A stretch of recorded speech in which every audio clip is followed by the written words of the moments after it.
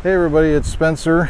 We're here at another photo adventure. We're at Lovers Key State Park in Bonita Springs, Florida. I have never been to this state park, so I have no idea what we're going to run into today.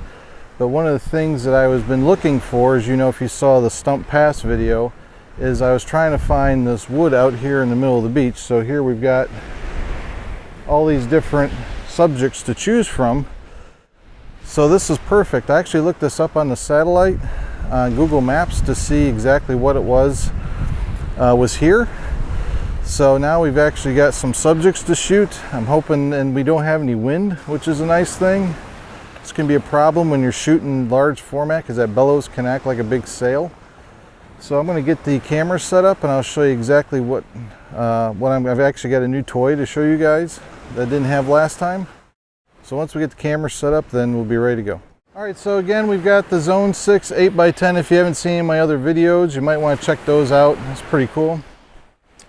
So basically, this, as far as I can tell, it's a 60-year-old camera. I left it closed so you guys could see how we open and go through the whole thing here. The tripod has been leveled. I got the feet a couple inches in the sand, which is kind of nice. It'll keep it from going everywhere. So if you have not seen one of these open before, there's these little latches. It's kind of like a little suitcase on top. And then I'm going to go ahead and just loosen what's going to be the back standard. And we'll just open her up. There's those little stops back there that we'll use. And I'm going to go ahead and crank out the front standard.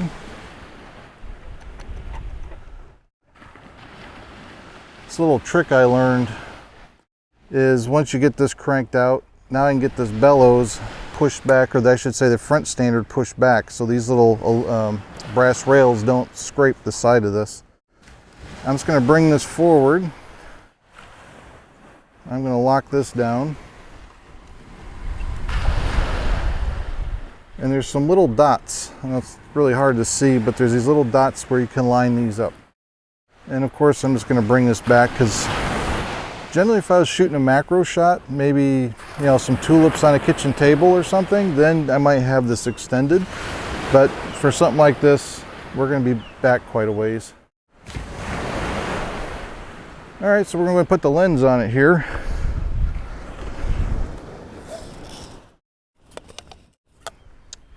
Okay. So basically what we're shooting is a Nikon 300mm 5.6. I got lucky. This kind of came as a kit when I got it, so that was nice. Really want to make sure that's on there. It's not like I can call B&H and say send me another one.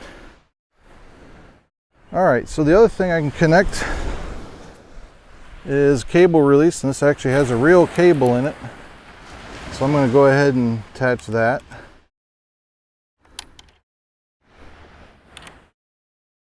Now here's where the new addition comes in.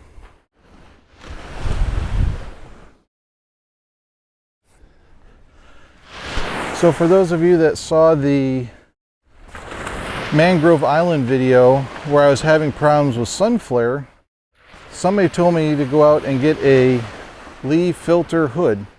And this is the adapter ring that goes with it. So the front of this lens is 95mm, and basically the way this works, I don't know if you guys can see this or not, is one side is threaded and the other side has a groove in it. So basically I'm just going to thread this on the front. This is actually the hardest part of the whole thing because it's a really fine thread. Once we got this on there, we're in business. In case you're wondering, yes, you can thread this onto an existing filter like I have. I have my UV filter on here right now. You could put your colored filter. I'm actually trying orange filter for this. We'll see. And this is the hood. Because we're shooting the sun and the camera facing the same direction, we really don't need this, but just because we bought it, we might as well try it, right? So, comes with a fancy case, by the way.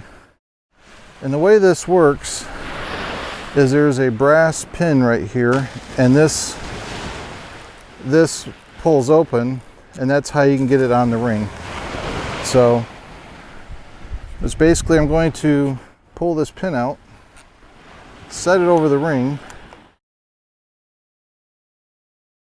Now it's attached, but here's the cool part. You can put this any way you want. And also this comes out. And you can also shift it if you need to one way or another. So that's kind of nice. This is the wide angle version. I didn't get the standard version in case I do get like a 150 on the 8x10. It'd be equivalent to about a 24-ish. The ring you buy to fit whatever lens you're going to mount it to, and then this will obviously mount to those rings. These aren't terribly cheap. The ring was 90 bucks and the hood itself was about 225. So it's a little bit of an investment, but it should last a while. Alright, so basically I can just kind of, now this is a vertical shot, or going to be a vertical shot, so I could even think about maybe doing something like this and see how that looks. Alright, so what we'll do is we'll take a break here for a minute. We're going to check on the exposure, and then we'll be back with you here in a second. Alright, so we kind of had to move some things around from our initial composition. So we're kind of further back. And I don't know if you can see or not, but the lens has been moved up quite a bit on our standard here to try, because this tree is so tall, to get the whole thing in there. We had to really raise this up quite a bit to get it on there. So I went ahead and I also loaded the film. Well, I focused too. I focused first. I used the loop. So I went ahead and put the film in. I did not take out the dark slide yet. So I've got this all covered. One thing I failed to mention about this hood is this has two slots in it. I don't know if you guys can see that or not, but there's actually light through there. And what this allows you to do is you can buy any of the Lee filters, like the Lee Big Stopper or the neutral density filter, anything like that. And you can slide them in there, which is kind of nice. So since I'm not using it for that right now, I'm going to take my dark cloth and I'm just going to take this and go over the top and basically cover it so when we get ready to shoot. So that's all we're going to do there. Now as far as metering, I'm using FP4 Plus from Ilford, and I shoot box speed. I don't get real crazy with all the ISOs, trying to push and pull and all this other kind of stuff. So I'm shooting 125 ISO at f64. So that's, why not? We want everything to be sharp. So I got f64 plugged into the meter with 125 ISO. And what I've done is I spot metered the shadow part of the tree. And that reads, you'll see in the crook of the tree over there where the shadow is being cast, that's at 1/8 of a second, 1/8 at f64. So I wrote that down on my piece of paper. You guys have seen my infamous little pieces of paper that I've used in other videos. And now for the highlights, if I check the tree, it's telling me 15th, 1/5, or 1/15 of a second, 15th of a second at f64.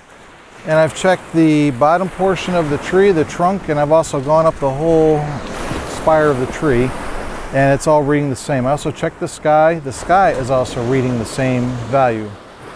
So that makes it kind of easy. So only one stop apart. So this is fairly easy, unlike some of the stuff I've shot, like down at Corshon where we had 8 stops difference. So I've got that all written down. So to set these lenses, if you've never played with any of this stuff, there's a ring on the front, and this goes from T, which is time, then there's B for bulb, and bulb you have to push and hold the shutter release in until the time's up. With T you push it once and then you wait till the end of the time, and then you push it again to close it. This will go from 1 second up to 125th of a second. I have never gone past really 1/8 of a second, maybe 15th of a second once in a while, but that's rare. And then the aperture is actually on the back side of this, where then you can choose your aperture. So the lens is closed right now, so I don't accidentally expose the film when I go to pull the dark slide. And I always double check that, so I know it's going to get me one of these days. So I'm going to make sure that the lens is closed.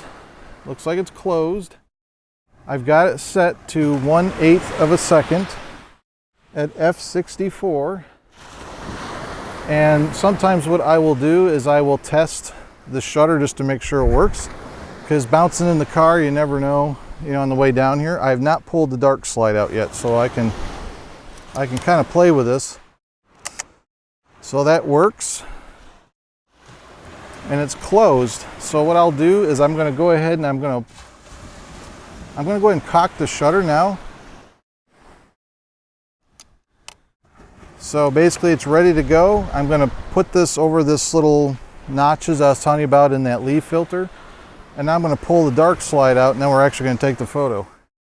Good news is all the boats kind of went away, so we got a clean shot now, which is nice. So I'm just going to go back here real quick.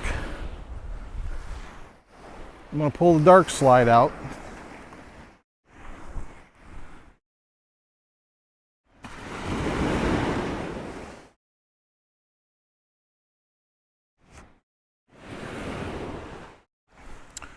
Okay, so we're ready to rock and roll. So everything is set. I'm just going to double check our settings. Looks good. Okay. This is where you're supposed to wait for the decisive moment. My decisive moment is making sure there's no boats out there. So, all right, so let's see what we got here. I'm just going to step over here for a second.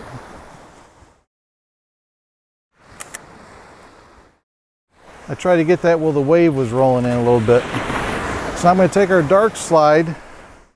There's a dark version, and then there's a white version. So when I load the film, I use the white. And then now when I go to put it back in to tell myself it's exposed, I'm going to put the dark part back in.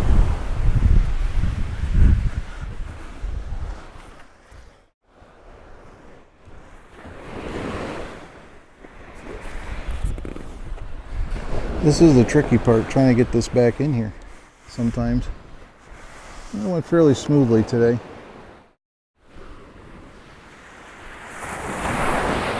All right, so we took one shot. I got 4 sheets with me. So what I'm going to do is I'm going to re-meter the scene just to double check our light. I'm going to flip the holder over, and I'm going to shoot another one of the exact same scene. So this way when I get home and I develop it, if I have an issue, I've got a backup. Okay, so we took one more shot, and this is it right here. So I thought it was kind of interesting to get the shells. I guess you'd call this a Florida Christmas tree. So we went ahead and took this shot vertically. So we got the post in front of us here, and we got the spiring going up. So we'll see how this works out. Of course, you'll see the finished image at the end of the video. So I appreciate you coming on another photo adventure with me. If you haven't, if you enjoyed the content, please like, subscribe. If you have any comments, I'd love to hear them. And we'll see you on the next one. Thanks for coming.